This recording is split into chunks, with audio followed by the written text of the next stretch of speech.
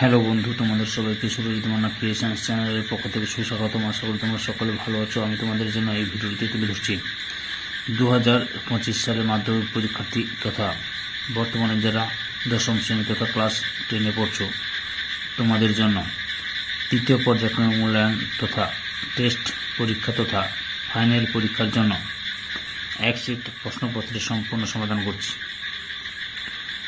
এই প্রশ্নপত্রের সেটটিতে তোমাদের যে সমস্ত প্রশ্নের উত্তরগুলো তোমরা জানতে পারবে।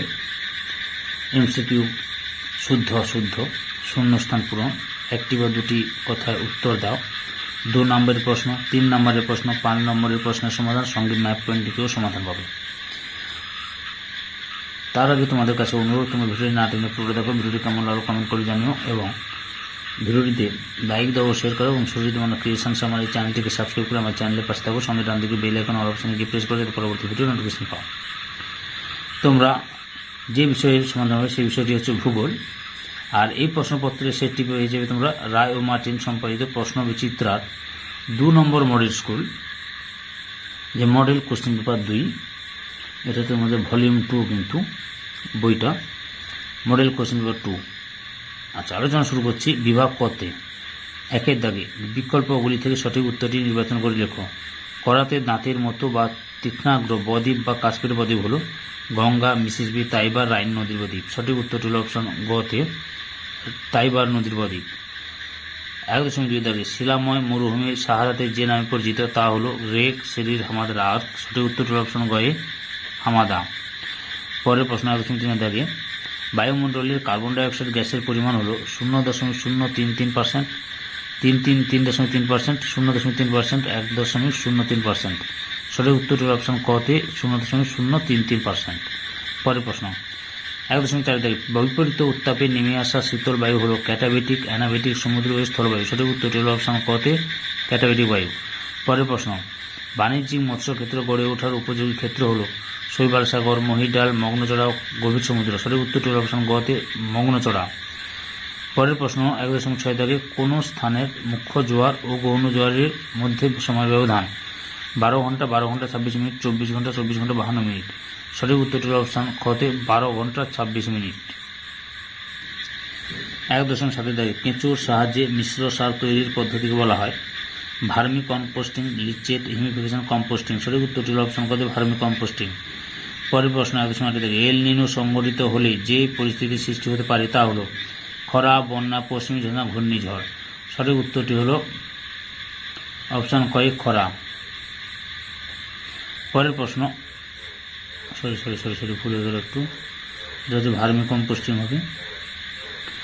পরের প্রশ্ন 1.9 দাগে ল্যাটেরাইট মৃত্তিকার প্রধান ফসল হল চীনাবাদাম, ধান, পাট, গম। সঠিক উত্তরটি অপশন কতে চীনাবাদাম। পরের প্রশ্ন 1.10 দাগে ভারতের রাজ্যভিত্তিক সর্বাধিক বনভূমি অঞ্চলের ক্ষেত্রে প্রথম স্থান অধিকার করেছে মধ্যপ্রদেশ, অরুণাচল প্রদেশ, হিমাচল প্রদেশ, ছত্তিশগড়। সঠিক উত্তরটি অপশন কতে মধ্যপ্রদেশ। পরের প্রশ্ন পশ্চিমবঙ্গে পেট্রোকেমিক্যাল শিল্পকেন্দ্র অবস্থিত জুনপুটে, কলকাতায়, শঙ্করপুরে, হলদিয়ায়। সঠিক উত্তরটি অপশন ঘতে হলদিয়ায়। 1.12 দাগে ভারতের হাইটেক সিটি বলা হয় বেঙ্গালুরু, চেন্নাই, গুরুগ্রাম, হায়দ্রাবাদকে। সঠিক উত্তরটি অপশন ঘতে হায়দ্রাবাদকে। পরের প্রশ্ন 1.13 দাগে ভারতের বৃহত্তম বন্দর শহর হল হলদিয়া, চেন্নাই, কলকাতা, মুম্বাই। সঠিক উত্তরটি অপশন ঘতে মুম্বাই। পরের প্রশ্ন 1.14 দাগে ডিজিটাল আলোকচিত্রের ক্ষুদ্রতম অংশকে বলে ডট, পিক্সেল, মেগাপিক্সেল, বার। সঠিক উত্তরটি হল অপশন খতে পিক্সেল। বিভাগ খ দাগে 2.1 দাগে নিম্নলিখিত বাক্যগুলি শুদ্ধ হলে পাশে সু এবং অশুদ্ধ হলে পাশে অলিখিত যখন 6টি। 2.1 দাগে পর্যায়ন প্রক্রিয়ায় সৃষ্ট একটি ভূমিরূপ হল বৈবিদ্যুত সমভূমি, অশুদ্ধ। বৈবিদ্যুত সমভূমি হচ্ছে জলধারা হিমবাহের সঞ্চয়ের ফলে সৃষ্টি হয়। পরের প্রশ্ন 2.1 দাগে হোমোস্ফিয়ারের ঊর্ধ্বতম স্তরটি হল মেসোস্ফিয়ার, শুদ্ধ। 2.3 দাগে জেট বায়ু হল এক ধরনের জিওস্ট্রপিক বায়ু, এটাও শুদ্ধ। 2.1 দাগে ভারতের আরাবল্লী একটি নবীন ভঙ্গির পর্বতের উদাহরণ, অশুদ্ধ। সঠিক উত্তরটি হবে কি হবে প্রাচীন ভঙ্গির পর্বত, প্রাচীন। পরের প্রশ্ন 2.1 দাগে শীতকালে ভারতের বাঁধ বরাবর উপক্রান্তে পশ্চিমাজ্যের বায়ু অবস্থান লক্ষ্য করা যায়, শুদ্ধ। 2.6 দাগে প্রতি বর্গ কিমিতে বসবাসকারী মোট জনসংখ্যাকে সেই অঞ্চলে জন্মতে বলে এটাও শুদ্ধ। 2.7 উপগ্রহ চিত্রে লাল বর্ণের রেখার সাহায্যে সড়ক পথ বোঝানো হয়, এটা উত্তরটি হবে অশুদ্ধ। 2.2 উপযুক্ত শব্দবর্ষী শূন্যস্থান পূরণ করে যে কোনো 6টি। 2.2 দুটি শিপ বাইলারির মাঝের অংশকে ড্যাশ বলে, করিডোর বলে, করিডোর। 2.2 শিশির জমে বরফে পরিণত হলে তাকে ড্যাশ বলে, তুহিন। পরের প্রশ্ন 2.2 ড্যাশ স্রোত সমুদ্র তলের উপরিভাগ দিয়ে প্রবাহিত হয়, উষ্ণ স্রোত। 2.4 ভাটার সময় নৌকা নদীর ড্যাশ দিকে থাকে, স্রোতের দিকে, স্রোতের দিকে।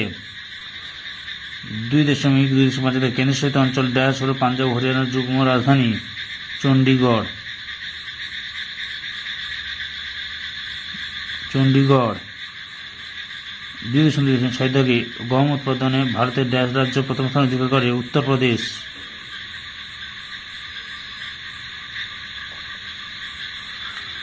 2.7 ভারতের গভীরতম পোতাশ্রয়যুক্ত বন্দরটি হল বিশাখাপত্তনম,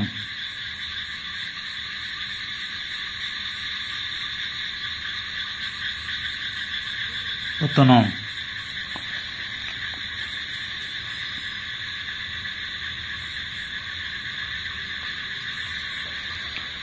2.3 একটি বা দুটি শব্দের উত্তর দেওয়া যে কোনো 6টি। 2.3 বিশ্বের গভীরতম গিরিখাত কোনটি? কালীগণ্ডকী গিরিখাত, কালীগণ্ডকী গিরিখাত, নেপালের কালীগণ্ডক নদীতে অবস্থিত কালীগণ্ডকী গিরিখাত। 2.3 পৃথিবীর গড় তাপমাত্রা বৃদ্ধির বৈজ্ঞানিক নাম কি? গ্লোবাল ওয়ার্মিং, গ্লোবাল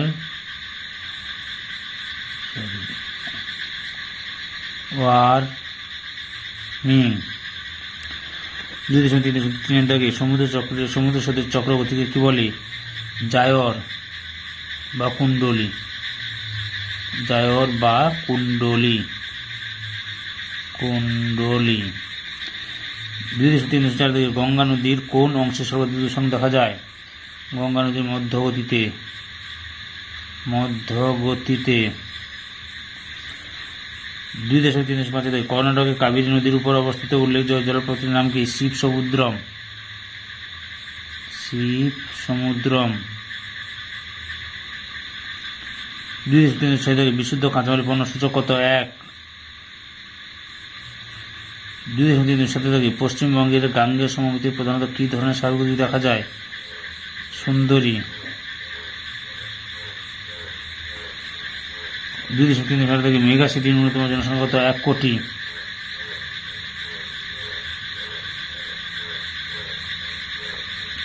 2.4 বাম দিকের সঙ্গে ডান দিকগুলি মিলিয়ে লেখো। বাম দিকে রয়েছে গ্রাবরেখা, প্রত্যাখ্যান, ঝুমচা, জিআইএস।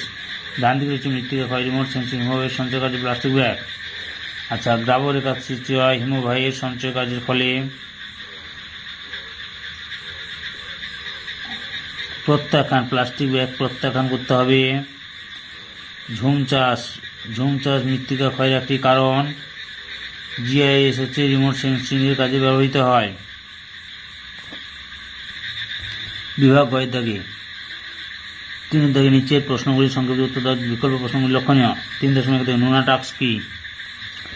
সংজ্ঞা: উচ্চ অক্ষাংশের মহাদেশীয় হিমবাহ দূষিত অঞ্চলে বরফমুক্ত পর্বতের শিখর দেশগুলোকে নুনাটাক্স বলে, কারণ মহাদেশীয় হিমবাহ সমান্তরালে বিস্তার লাভ করে বলেই পর্বতের শিখর দেশে তা পৌঁছায় না, কিন্তু শিখর অংশ বরফমুক্ত থাকে।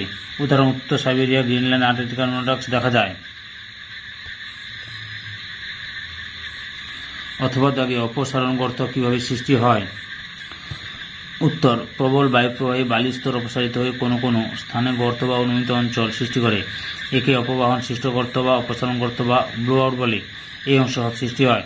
উদাহরণ: মিশরের কাতারা বৃহত্তম অপসারণ ও অপবাহনে সৃষ্ট হ্রদ। 3.2 ডোল ড্রাম বলতে কি বোঝো? উত্তর: নিরক্ষীয় অঞ্চলের উষ্ণ আর্দ্র বায়ু হালকা বলে সর্বদা ঊর্ধ্বগামী অর্থাৎ বায়ুস্রোত। ভূপৃষ্ঠের সমান্তরালে এখানে কোনো বায়ুপ্রবাহ ঘটে না বলে শান্ত থাকে। এই অবস্থা হল ডোল ড্রামস। গুরুত্ব: এটি শান্ত বলয় হয় প্রাচীনকালে জাহাজ চলাচলে অসুবিধা হতো বলে নাবিকগণ এই অঞ্চলের নামকরণ করেন নিরক্ষীয় শান্ত বলে বা ডোনলামস। এখানে প্রায় প্রতিদিন বিকেলে প্রবল বৃষ্টি হয়। এটি নিরক্ষীয় অক্ষ নামে পরিচিত। অথবা তো বেশি মগ্নচড়া কি? পৃথিবীর যে সকল মহাসাগর অঞ্চলে উষ্ণ ও শীতল স্রোত মিলিত হয় সেখানে শীতল স্রোতের সঙ্গে বয়ে আসা হিমশৈলের মধ্যে থাকা নুড়ি, বালি, পলি হিমশৈলে গলে যায় বলে অধক্ষিপ্ত হয়। হাজার হাজার বছর ধরে সমুদ্র তলদেশে এই পদার্থসমূহ অধক্ষিপ্ত হয়ে সৃষ্টি হয় এবং গভীর সমুদ্র অঞ্চল এই অগভীর সমুদ্র মগ্নচড়া বা ব্যাং নামে পরিচিত। উদাহরণ: grand bank, Rockall bank, Dogger bank হল পৃথিবীর বিখ্যাত মগ্নচড়া। মগ্নচড়াগুলি বাণিজ্যিক মৎস্য আহরণের বিখ্যাত। 3.3 ই ওয়াস্ট কি? বর্তমানে বিশ্বে নানান ইলেকট্রনিক্স দ্রব্য ব্যবহৃত হয়। এই দ্রব্যগুলি অব্যবহৃত বা তেল অংশের মধ্যে পরিবেশ দূষণকারী পদার্থ থাকে। এই জাতীয় বর্জ্যকে ই ওয়াস্ট বলে। এই বর্জ্যকে ঝামেলিত জাতিপুঞ্জ বর্জ্যের সুনামি বলে অভিহিত করেছেন। উদাহরণ: circuit board, TV, computer, monitor, hard disk, কম্পিউটারের ব্যাটারি ইত্যাদি হচ্ছে ই ওয়াস্টের মধ্যে পড়ছে। ব্যাগাসি কি? অথবা তো রয়েছে ব্যাগাসি কি? উত্তর: চিনি শিল্পীর বর্জ্য, বিশেষত আখের ছিবড়েকে ব্যাগাসি বলা হয়। এর থেকে কাগজ শিল্পের কাগজের মণ্ড প্রস্তুত হয়। এছাড়া ব্যাগাসি দহনের ফলে শক্তি উৎপন্ন হয়। এটি চিনি শিল্প কারখানা ব্যাগাসি থেকে প্রায় 10 মেগাওয়াট শক্তি পাওয়া যায়। ব্রাজিলে এই শক্তি ব্যাপক হারে ব্যবহার লক্ষ্য করা যায়। 3.4 পশ্চিমী ঝঞ্ঝা কাকে বলে? শীতকালে ভূমধ্যসাগর অঞ্চল থেকে প্রচুর পরিমাণ জলীয় বাষ্প বহন করে নিয়ে আসা দুর্বল নাতিশীতোষ্ণ ঘূর্ণবাতের প্রভাবে উত্তর ও উত্তর পশ্চিম ভারতে জম্মু কাশ্মীর, রাজস্থান, পাঞ্জাব, হরিয়ানা, উত্তরপ্রদেশ, উত্তরাখণ্ড রাজ্যে শীতকালীন রোদ ঝলমলে আবহাওয়া বিঘ্নিত এবং মাঝে মাঝে একই অঞ্চলে হালকা বৃষ্টিপাত ও পার্বত্যাঞ্চলে তুষারপাত হয়। 25 ডিগ্রি থেকে 50 ডিগ্রি উত্তর অক্ষাংশের মধ্যে পশ্চিম থেকে পূর্ব দিকে ধেয়ে আসা এই ঘূর্ণবাতকে পশ্চিমী ঝঞ্ঝা বলা হয়। প্রভাব: এই ঘূর্ণবাতের প্রভাবে কখনো কখনো গাঙ্গেয় উপত্যকা দিয়ে পশ্চিমবঙ্গ পর্যন্ত আসে। শীতকালীন রবি শস্য চাষের পক্ষে এই বৃষ্টি খুব উপযোগী। অথবাতে ফালি চাষ কাকে বলে? যে সকল ঢালু জমিতে মৃত্তিকা ক্ষয় বেশি সেখানে ঢালের আড়াআড়ি দিকে চওড়া ফিতের মতো জমি তৈরি করে ক্ষয় রোধকারী শস্য যেমন সিম, ডাল, সয়াবিন ইত্যাদি চাষ করা হয়। ধারণযোগ্য উন্নয়ন বলতে কি বোঝো? 3.5 ধারণযোগ্য উন্নয়ন বলতে কি বোঝো? 1987 সালে সম্মিলিত জাতিপুঞ্জের পরিবেশ সংক্রান্ত ব্র্যান্ডল্যান্ড রিপোর্টে সাস্টেনেবল ডেভেলপমেন্ট বিষয়টি প্রথম প্রকাশিত হয়। যে উন্নয়ন ভবিষ্যৎ প্রজন্মের প্রয়োজন মেটানোর জন্য সম্পদের ভান্ডার অটুট রেখে বর্তমান প্রজন্মের চাহিদা মেটায় তাকে ধারণযোগ্য উন্নয়ন বলে।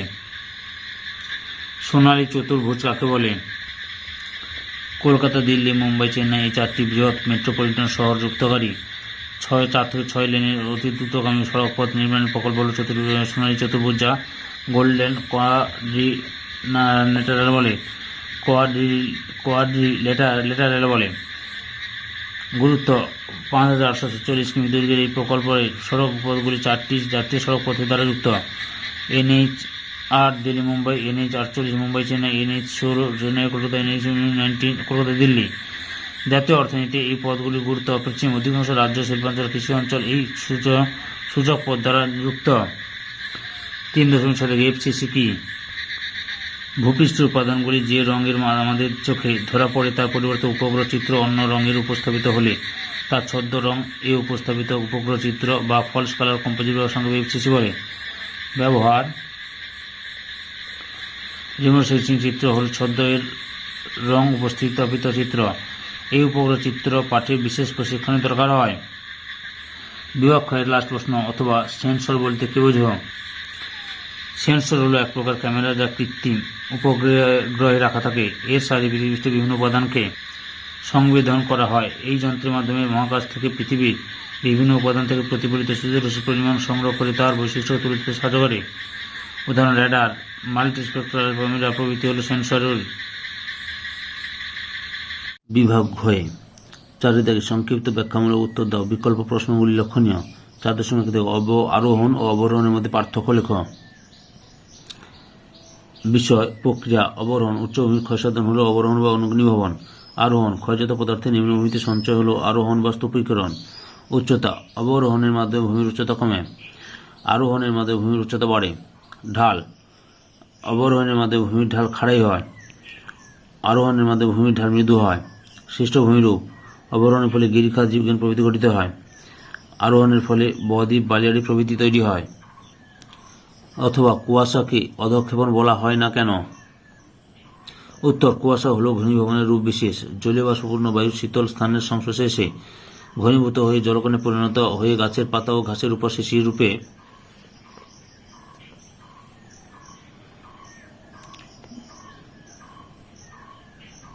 সঞ্চিত হয়। আবার জলীয় বাষ্পপূর্ণ বায়ু ভূপৃষ্ঠ সংলগ্ন অঞ্চলে শীতল ও ঘনীভূত ছোট ছোট জলকণে পরিণত হয়ে ধোঁয়া আকারে কুয়াশার রূপে ভেসে বেড়ায়।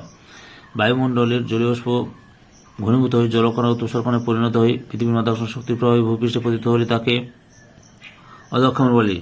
শিশির ও কুয়াশা যেহেতু ভূপৃষ্ঠ সংলগ্ন অঞ্চলের সৃষ্টি হয়, তাই কুয়াশা বা শিশির অধঃক্ষেপণ নয়।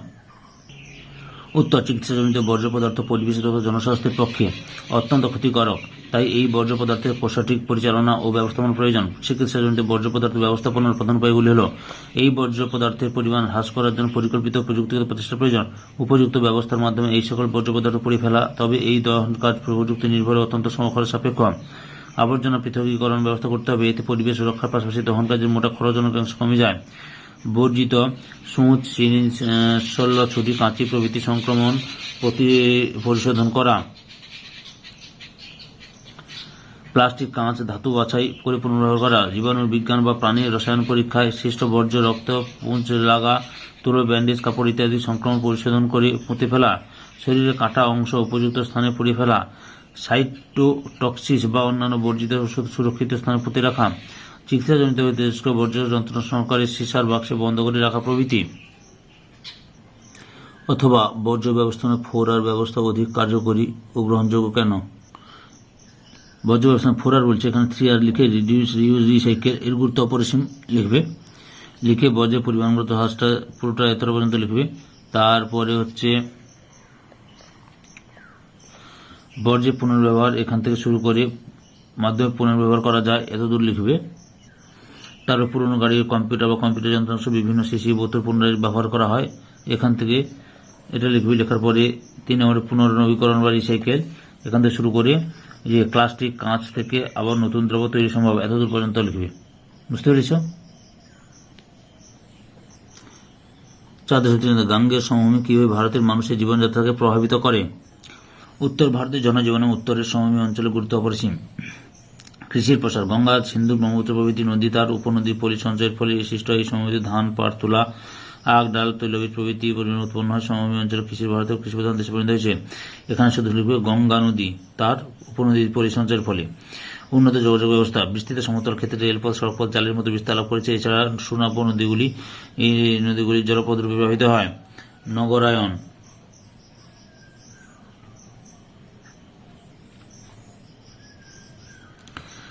এই সময় নদী তীরবর্তী অঞ্চল প্রাচীনকাল থেকে বিভিন্ন নগরে প্রথম ঘটে, যেমন দিল্লি, এলাহাবাদ, কানপুর, বারাণসী, লখনৌ প্রভৃতি। শিল্পায়ন, এই সমভূমি অঞ্চলে কার্পাস বয়ন শিল্প, লৌহ ইস্পাত শিল্প, পাট শিল্প, কাগজ শিল্প, পেট্রোরেশন শিল্প প্রভৃতি নানা ধরনের শিল্পের বিকাশ ঘটেছে। ঘন জনবসতি, কৃষি ও শিল্পক্ষেত্রের বিকাশ, কর্মসংস্থানের সুবিধা, উন্নত যোগাযোগ ব্যবস্থা প্রভৃতির কারণে উত্তরের সমভূমি অঞ্চল ভারতের সবচেয়ে ঘনবসতিপূর্ণ অঞ্চলে পরিণত হয়েছে। অথবা পেট্রোরেশন শিল্পকে উদীয়মান শিল্প বলা হয় কেন? উত্তর, পেট্রোরেশন শিল্পকে কেন্দ্র করে অনুসারী শিল্পের ব্যাপক প্রসার ঘটে। প্রচুর বিনিয়োগের সঙ্গে সঙ্গে কর্মসংস্থানের সুযোগ বৃদ্ধি পায়। নতুন নতুন ভোগ্যপণ্য তৈরি হয়। রাস্তাঘাট, রেলপথ, বন্দর, শহর গড়ে ওঠে। সমগ্র অঞ্চলে দ্রুত অর্থনৈতিক বিকাশ ঘটে। অর্থাৎ উদীয়মান সূর্যের আলো ছড়িয়ে পড়ে চারদিকে যেমন আলোকিত হয়ে ওঠে, তেমনি পেট্রোরেশন শিল্পের অগ্রগতি ও গুরুত্ব খুব কম সময়ে দ্রুত প্রসার লাভ করে। তাই পেট্রোরেশন শিল্পকে উদীয়মান শিল্প বলে। 4.4 সক্রিয় সেন্সর ও নিষ্ক্রিয় সেন্সরের মধ্যে পার্থক্য লেখ। উত্তরটি লক্ষ্য করো। ভিত্তি, বিষয়, সেন্সরের নিজ দেহ থেকে, সক্রিয় সেন্সর নিজ দেহ থেকে বিদ্যুৎ চুম্বক তরঙ্গ পাঠিয়ে তথ্য সংগ্রহ করে। নিষ্ক্রিয় সেন্সর সূর্যের প্রতিফলনের উপর নির্ভর করে তথ্য সংগ্রহ করে।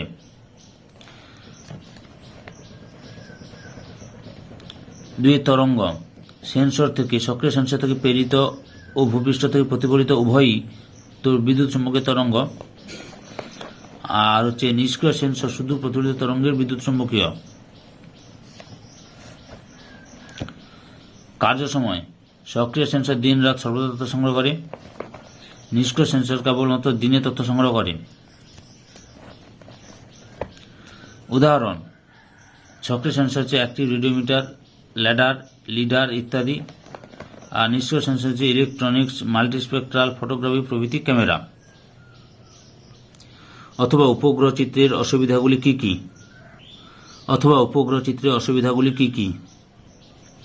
উত্তর, উপগ্রহ চিত্রের অসুবিধাগুলি হল উন্নত প্রযুক্তি। অতি উন্নত প্রযুক্তি ছাড়া উপগ্রহ চিত্র সংগ্রহ ও বিশ্লেষণ সম্ভব নয়, তাই কেবল উন্নত প্রযুক্তি সম্পন্ন দেশগুলিতে এই বিজ্ঞান জনপ্রিয়। অত্যন্ত ব্যয়বহুল। কৃত্রিম উপগ্রহ নির্মাণ, প্রেরণ ও কক্ষপথে প্রতিস্থাপন, উন্নত প্রযুক্তির মাধ্যমে তথ্য সংগ্রহ ও বিশ্লেষণ প্রচুর পরিমাণে খরচ হয়। এই ব্যয়বহুল ব্যবস্থা কেবল উন্নত দেশগুলিতে সীমাবদ্ধ। 3 উন্নত মেধা, জ্ঞান ও প্রশিক্ষণ। কৃত্রিম উপগ্রহ নির্মাণ ও প্রেরণ,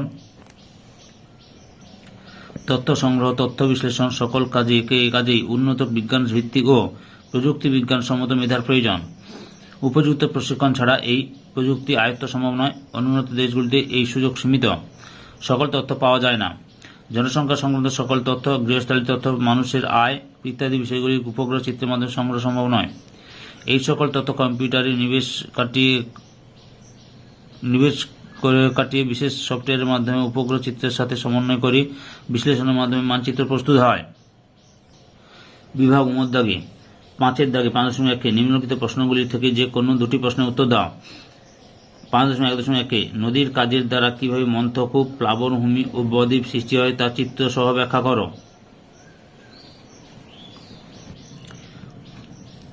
মন্থকূপ বা পটহোল বিষয় ও উৎপত্তি।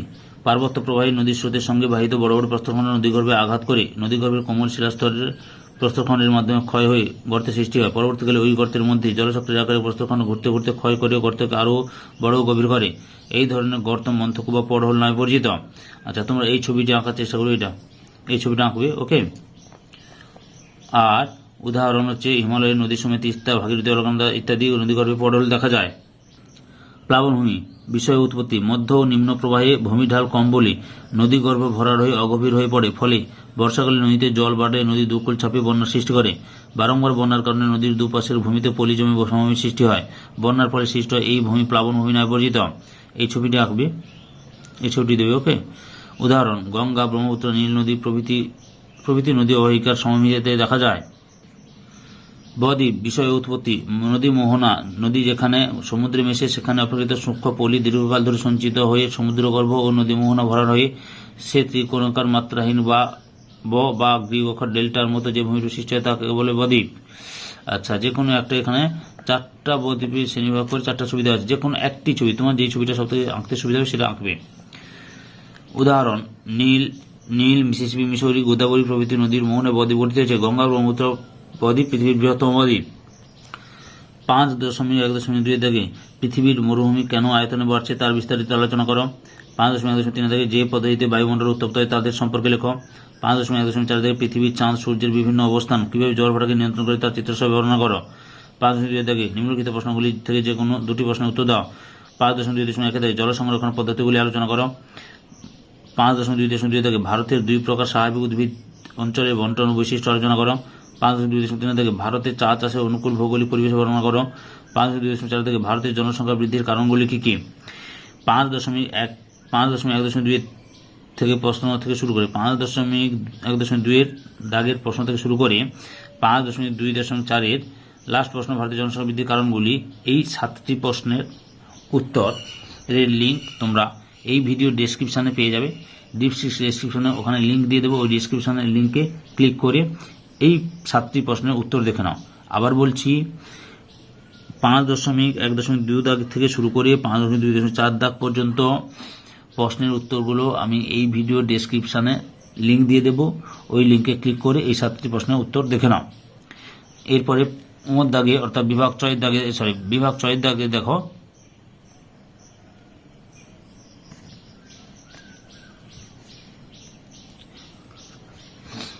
দাগে রয়েছে প্রশ্নপত্রের সঙ্গে প্রদত্ত রেখা মানচিত্রে উপযুক্ত প্রতীক বা নাম সহ চিহ্নিত করে মানচিত্রটি উত্তরপত্রের সঙ্গে জুড়ে দাও। এটা হচ্ছে ম্যাপ পয়েন্টিং করতে বলছি। আচ্ছা, কি কি প্রথমে 6.1 মুম্বাই, 6.2 পৃথিবীর দ্বিতীয় উচ্চতম শৃঙ্গ, এটা হচ্ছে পৃথিবীর দ্বিতীয় উচ্চতম পর্বত শৃঙ্গ হচ্ছে K2 বা গডউইন অস্টিন। তার 6.3 থেকে ভেম্বানাথ হ্রদ, দক্ষিণ ভারতের বৃষ্টির ছায়া অঞ্চল অর্থাৎ পশ্চিমঘাট পর্বতের পূর্ব ঢাল। তারপরে একটি কৃষ্ণ মৃত্তিকা অঞ্চল, 6.6 শুষ্ক পর্ণমোচী অরণ্য, সেন্ট্রাল রাইস রিসার্চ ইনস্টিটিউট। তারপরে রয়েছে, এটা হচ্ছে কটক হবে। একটি ভারী ইঞ্জিনিয়ারিং শিল্পকেন্দ্র হচ্ছে বিশাখাপত্তনম করে দিবে। তারপরে হচ্ছে 6.9 গোলাপি শহর, 6.10 পূর্ব ভারতের বৃহত্তম আন্তর্জাতিক বিমানবন্দর কলকাতা। আমি দেখাচ্ছি, তোমরা ভিডিওটি দেখো, ম্যাপিংটা করে দিচ্ছি, তোমরা দেখো। 6.1 রয়েছে মুম্বাই। আচ্ছা, মুম্বাইটা দেখাচ্ছি, লক্ষ্য করো তোমরা। মুম্বাই, এই যে মুম্বাই 6.1 মুম্বাই। তারপরে রয়েছে 6.2 দাগে পৃথিবীর দ্বিতীয় উচ্চতম শৃঙ্গ K2 বা গডউইন অস্টিন, এখানটায় গডউইন অস্টিন, K2 বা গডউইন অস্টিন, বুঝতে পেরেছ? 6.2। তারপরে কি রয়েছে লক্ষ্য করো, 6.3 রয়েছে ভেম্বানাদ হ্রদ। 6.3 রয়েছে ভেম্বানাদ হ্রদ, এই যে এখানটায় ভেম্বানাদ হ্রদ। 6.3 ভেম্বানাদ হ্রদ। তারপরে রয়েছে দক্ষিণ ভারতের বৃষ্টিছায়া অঞ্চল, পশ্চিমঘাট পর্বতের পূর্ব ঢাল। আচ্ছা, পশ্চিমঘাট পর্বতের পূর্ব ঢাল, এটা একটু এঁকে দিচ্ছি।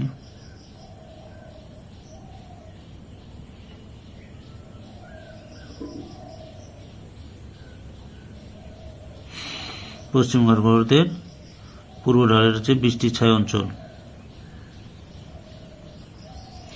এটা হচ্ছে 6.4। এরপরে কি রয়েছে লক্ষ্য করো, এই যে। তারপরে 6.5 রয়েছে একটি কৃষ্ণ মৃত্তিকা অঞ্চল, দাক্ষিণাত্য মালভূমি অঞ্চল কৃষ্ণ মৃত্তিকা অঞ্চল করে দিবে তোমরা।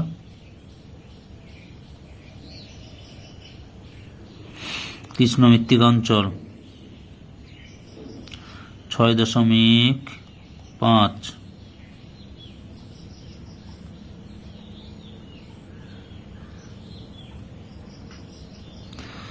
তারপরে কি রয়েছে, আচ্ছা 6.6 এদিকটাতে লেখাটা একটু বলেছে। 6.6 রয়েছে শুষ্ক পর্ণমোচী অরণ্য। 6.6 শুষ্ক পর্ণমোচী অরণ্য উত্তরপ্রদেশে কিছুটা, মধ্যপ্রদেশে কিছুটা নিয়ে, বিহারের ছত্তিশগড়ের কিছুটা নিয়ে এইটা করে দাও, হচ্ছে শুষ্ক পর্ণমোচী অরণ্য। শুষ্ক পর্ণমোচী 6.6 শুষ্ক পর্ণমোচী অরণ্য। এরপরে 6.7 রয়েছে central rice research institute Cuttack. Central rice research institute অবস্থিত কটকে অবস্থিত, উড়িষ্যার কটকে অবস্থিত। এখানটায় করো, উড়িষ্যা কটকে অবস্থিত। 6.7 কটক। এরপরে রয়েছে 6.8 কি রয়েছে, একটি ভারী ইঞ্জিনিয়ারিং শিল্পকেন্দ্র, ব্র্যাকেটে লিখো জাহাজ নির্মাণ কেন্দ্র বিশাখাপত্তনম।